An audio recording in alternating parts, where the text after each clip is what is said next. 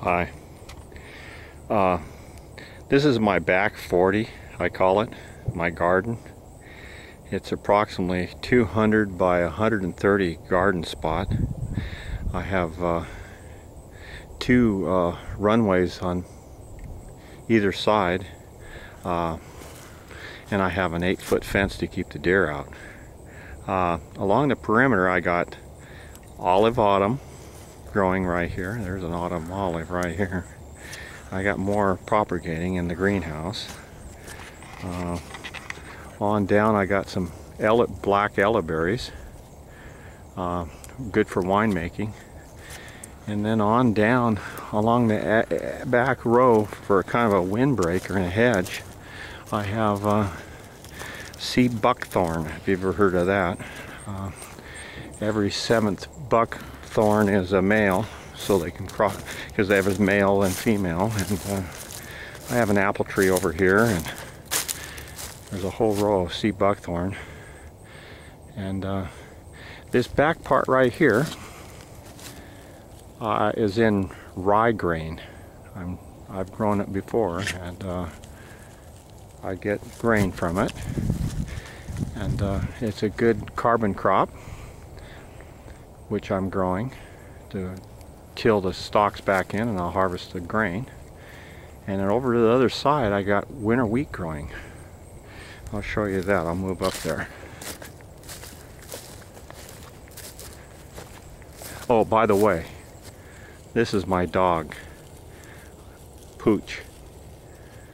She's out hunting mice and stuff. Okay, let's go up here. In here I got red clover and Lado clover and white clover growing. I just mowed it, but you know, it's getting winter time, so there's not much growing.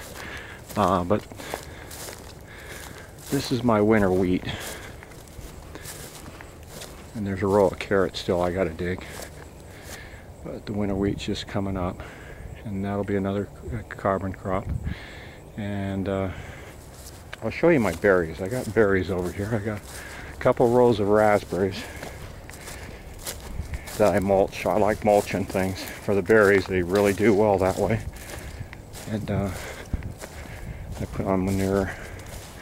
But this one row here I really like is called a Saanich variety. And then over here I have some Canby. And then on down there's some raspberries from Kodiak Island in Alaska. They originally came from Russia. They're really a tough breed. And then I raise lots of blackberries, but this blackberry variety I raise is a wild variety that grows here naturally, and they are the best blackberries on earth. They are excellent. They're a small little berry. People pick them. They make the best wild blackberry pie you ever thought of, jam and stuff. Lots of flavor. Anyway, I found a variety that's it gets bigger than the little wild blackberry. The vines are bigger stalks. And I have one up front. These are new here. I got 1.5 gallons of blackberries off of one plant. I also they have a male female, and these are all females, so I use Tineberry, and Cascade is another variety I use for cross-pollination. So I got these variegated in here, and there's a few Marionberries, but you know, the Marionberries, they're nothing like the wall of blackberry. Anyway, I got these mulched too, you can kind of see. Then on the other side of that, I'm looking north right now, so I have good southern exposure here. Lots of sun. I'll show you what I got over here. I've got some fruit trees I planted this year. An apple, 2 plums, and a peach.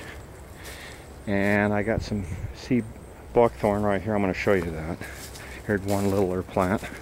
They're losing their leaves for winter. You can kind of see they get a little orange berry that's real high in vitamin C, 7 times what orange juice is, and it tastes like tangerine juice, but it's sour. But in Germany, in East Germany, they used it for an orange juice substitute. It's a real good plant, and you're supposed to get lots of production, so we'll see. And I got a lot of little starts I started in the greenhouse. The deer wiped that apple tree out. They ate the heck out of it. It's a Johnny Gold. Then I got a Rona coming up here. I'm propagating that. It's right here. This lost its leaves, but next year it's going to do a lot better. And then right here is an apple tree that I dug up for my friend. It was a big tree and he didn't want it anymore. So I planted it last spring and it's doing pretty good. It's a Fuji, I think. And I dug a hole with the tractor and buried it an extra 3 foot deep. That's why I didn't have to stake it. But it might not be a dwarf anymore because it's above the graft, but it's doing real well. And I'm going to come down here and I'll show you the type of currants. I have some black currants down here. A couple of different varieties. And they're losing their leaves and getting all. And down on the end I got a gooseberry, and then clear to the back I have a jawsberry. It's a cross between a gooseberry and a currant. And this is my peach tree right there. Now I'm going to come up and I'm going to show you my rutabagas. I planted them in July. They're a high calorie crop, just like my potatoes. I got around 1,500 pounds of potatoes off my patch right here. This is the first year I've had garden here, and I need to really do some serious improving the soil. But my rutabagas are right here, and they're man, I tell you, I cook half potatoes and half rutabagas, and then put a couple onions. Oh man, is that good! Oh boy, I love it. But I'll show you a rutabaga. I'll just pick one out here. That's just a small one, but you can kind of see it. Oh, maybe eat that tonight. I'll make a couple of those and a couple of onions and some potatoes. And the rutabagas, you got to cook them 35 minutes, and I slice them up in 2-inch cubes, and then I put my potatoes in at 25 minutes, and I fry some chicken and some onions, and I mix that together, and boy, that's good. Anyway, and I had the potatoes in here. These are some onions that are just left over. I'm growing in the wintertime. I mulched them. And I was going to show you my compost pile. I got about 100 yards of compost here. I've been putting on everything, but this compost here is going to be used for my garden out here. And you can kind of see it there. It's a big pile, and it's big. Anyway, I'm gonna get more of it. It's been real. Monday we had a record-breaking rainstorm. I'm here up in the Pacific Northwest and Western Washington, and we've had a strange year this year for growing. It was never very hot. A lot of my cool weather crops did just fine, but my corn, I got corn, but it was a couple months late. But it was real good. Out here I got a little bit of cover crop growing, but not much. I'm going to cover this with mulch. In fact, that section there is 75 by 75. I'm going to put a foot of compost over the whole thing. I've done it back here already, a foot on that little part of the garden. I'm going to plant strawberries in there. And I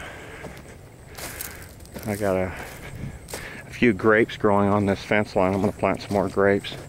And I got some kiwi here. These are called hardy kiwi. And I'll show you here in a minute. Here's some fabia beans right there, just volunteers that are growing. You can kind of see them. They grow all winter. They take down to about 10 degrees. We never get real cold here. So last year we got down to 5, and that's really something for us. That's really cold. Anyway, the kiwi. There's 2 females and a male. I have Annie and then a Chico 77. I'm going to try propagating those, but then I have some scarlet runner beans. I like those things. They're really a good bean. I'm saving the seed on those.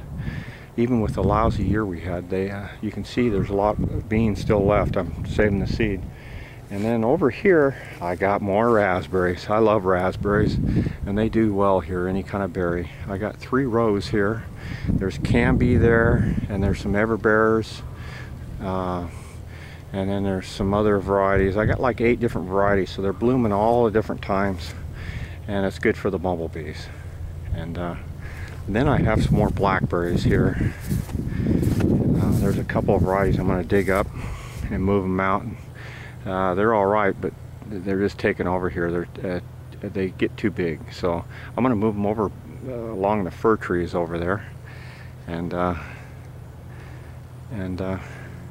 let them grow up along the fir trees. See how that works. Anyway, I got some greens growing right here. You can see my Swiss chard. Everything looks healthy. I really put a lot of mulch in here, and I got some broccoli and some Russian kale. I love that Russian kale, red leaf Russian kale. I saved the seed, and the stuff is just growing everywhere. It's like a weed, but that's good. And you can see the deer have been eating it. And then over here I got some onions and some winter cabbage and some leaf lettuce is supposed to take real cold weather. And then I got some strawberries right there that the deer ate too. And then I got more. Then there's my greenhouse. I'll show you that later. I'll show you inside what I've been doing there and different things I've done and what I learned. And then here I got more winter wheat. And I got one variety up front that's from England. It's a variety it's an old variety. And I didn't get much seed, but I'm going to try to collect more seed so I can plant more of it. But this here is just an organic red winter wheat. And I'll see how it works here. Then here I got some blueberries. A few blueberry plants. I got to get my soil more acidy. And lots of mulch. I believe in lots of mulch. All these berries here, I'm going to heavily mulch them all. That just works good.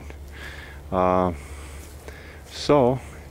now you can kind of see some of my fruit trees. I'll talk more about that later. My fruit trees and my grafting and how to mulch around the trees. And I don't use any pesticides or herbicides here.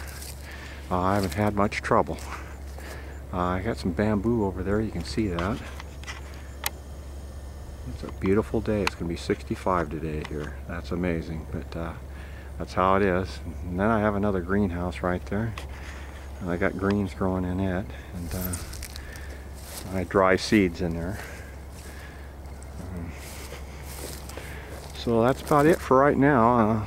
I'll take another video. This is all new to me, so I'll see you later. Bye.